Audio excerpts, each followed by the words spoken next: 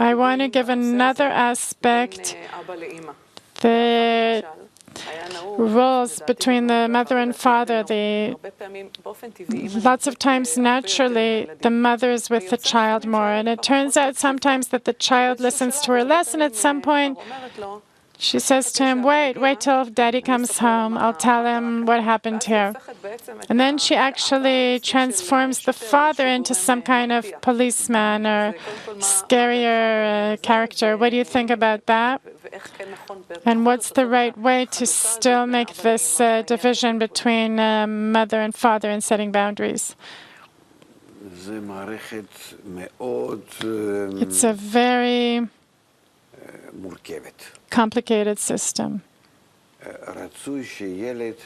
It would be good if the child didn't see a difference between the mother and father, that they're both working in the same direction, and not that one is sympathy and the other is punishing, but rather that both of them understand each other toward the child in the most ideal manner. The mother and father toward the child have one opinion, one outlook, one word, and the same amount of force.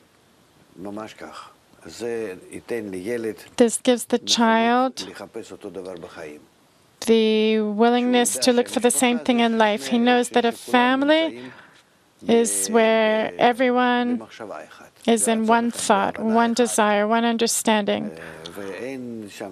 And there's no arguing or conflicts or anything.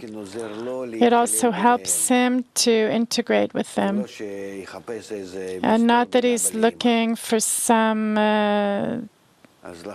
difference between mommy and daddy. So it's not worth it to behave in that manner. I understand that people behave like that, and I know it, but it's not. The father doesn't have to be a policeman or some judge, or it's not good. And the mother also doesn't have to be lacking in powers. It has to be like we learn from our wisdom. We're talking about the mother and father, both of them, toward the child that's underneath. You mean there has to be, of course, there's the power of mother and the power of father, but they're both wrapped in one another and act together on the child, not separately. Not that it comes from mommy and that comes from daddy.